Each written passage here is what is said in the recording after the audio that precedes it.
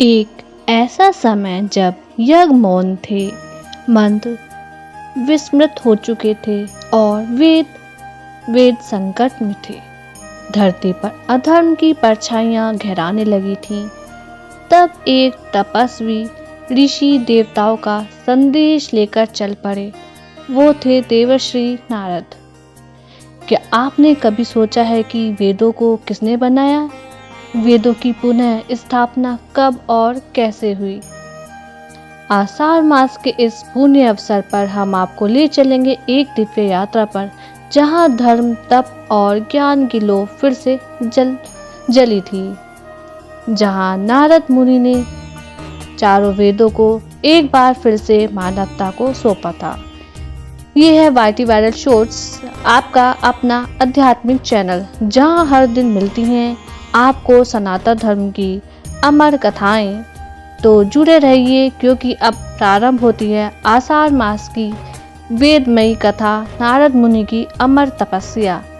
यह कोई साधारण मास नहीं, ये है आषाढ़ मास, वो समय जब आत्मा तपती है और सृष्टि के रहस्य खुलते हैं। जब धरती पर वर्षा होती है तो देवता आकाश से उतरकर तपस्वियों की परीक्षा लेते हैं। यही मास है जब शिव प्रसन्न होते हैं।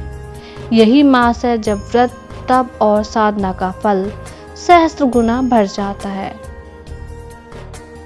स्कंद पुराण में कहा गया है, आषाढ़ मासे कृतं पुण्यम सहस्त्र गुणम स्मृतम, अर्थात इस मास में किया गया प्रत्येक पुण्य 1000 गुना फल देता है। स्कंद पुराण में वर्णित आषाढ़ में क्या करना चाहिए और क्या नहीं। आषाढ़ मास में व्रत, जप और ध्यान करें। विष्णु सहस्त्र नाम, विष्णु स्तोत्र, श्रीमद् भगवत पाठ करना चाहिए। शिव जी की आराधना भी इस मास में पुण्यकारी मानी जाती है। ओम नमो भगवते वासुदेवाय का मंत्र जाप करें। चतुर्मास का व्रत पालन करें। आषाढ़ शुक्ल एकादशी से चतुर्मास शुरू होता है। इस दौरान संयम, ब्रह्मचर्य और शुद्ध आहार पर जोर दिया जाता है। दान और सेवा करें। गरीबों को भोजन, वस्त्र, छाता, जलपात्र, गोदान आदि करें। आषाढ़ मास में जलदान और वृक्षारोपण का भी विशेष महत्व है। पीपल व तुलसी की पूजा करें। शनिवार को पीपल पर दीपक जलाएं। तुलसी माता की आरती करें और जल अर्पण करें। शास्त्रों और पुराणों का पठन करें, विशेषकर स्कंद पुराण, श्रीमद् भगवत पद्म पुराण और विष्णु पुराण का पठन करें। आषाढ़ मास में हमें क्या नहीं करना चाहिए? हमें मांस, मद, प्याज, लहसुन का सेवन न करना चाहिए। इस मास में सात्विकता और पवित्रता का आवश्यक मानी जाती है। अधिक तला भुना गरिष्ठ भोजन न करें, इससे शरीर और मन दोनों पर बुरा प्रभाव पड़ता है। शादी, नए गृह प्रवेश, भूमि पूजन जैसे मांगलिक कार्य नहीं करने चाहिए। चतुर्मास के कारण ये कार्य वर्जित माने गए हैं। अनावश्यक यात्रा न करें। देवता इस काल में शयन अवस्था में रहते हैं, अतः स्थिरता को महत्व दें। निंदा, विवाद और अशुद्ध आचरण से दूर रहें। ये मास आत्म शुद्धि और साधना के लिए है, इसलिए संयम आवश्यक है।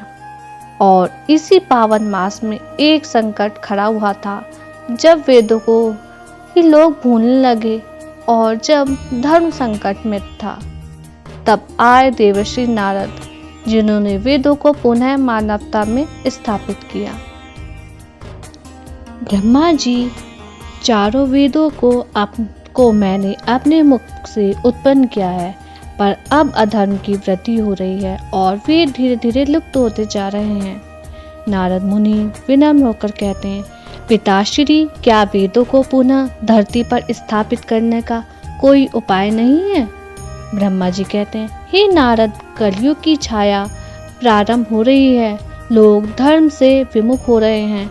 यदि कोई तपस्वी वेदों को पुनः जन जन तक पहुंचाता है तो धर्म की पुनः स्थापना हो सकती है।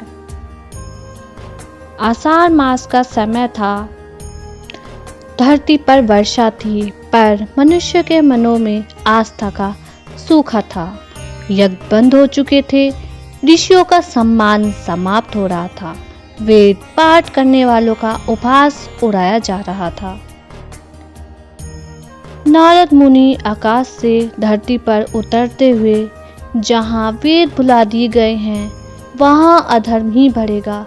अब मैं गांव-गांव जाकर पुनः वेदों का प्रचार करूंगा। नारद लोगों से कहते हैं, हे मानव, वेद केवल मंत्र नहीं है, वे जीवन का आधार हैं। वे ही बताते हैं क्या धर्म है, क्या अधर्म है, क्या कर्तव्य है, क्या वर्ज्य है।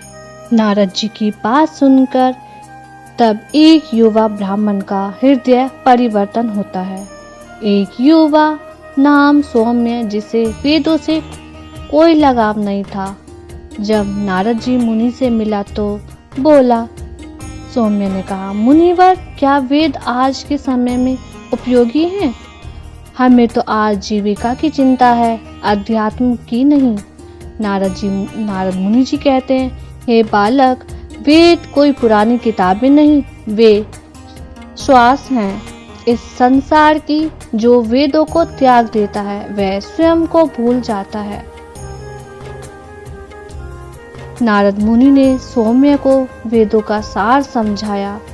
ऋग्वेद ज्ञान का मूल, यजुर्वेद कर्म और यज्ञ का विज्ञान, सामवेद संगीत और भक्ति, अर्थवेद आयुर्वेद गृहस्थ धर्म और जीवन रहस्य। सौम्य के नेत्रों में आंसू थे और नारद जी से कहता है, मुनिवर, आज आपने मेरी आत्मा को जगा दिया। मैं वेदों का प्रचार करूंगा और इनका पालन करूंगा। आषाढ़ मास क्यों पुण्यकारी है? आषाढ़ मास में वर्षा होती है जो धरती को सींचती है। इसी प्रकार नारद मुनि ने वेदों की वर्षा से ज्ञान की धरती को सींचा।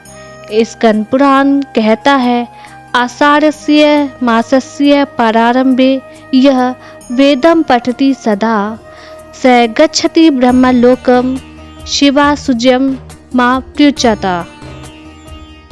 अर्थात जो आषाढ़ मास में वेदों का पाठ करता है वह ब्रह्मलोक प्राप्त करता है और शिव से एकाकार हो जाता है।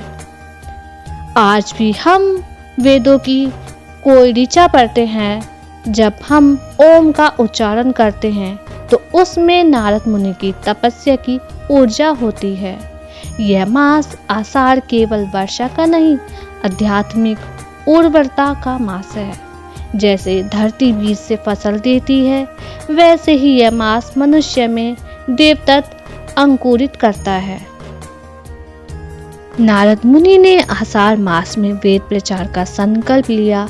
उन्होंने 4 वेदों के लिए 4 महान शिष्य बनाए।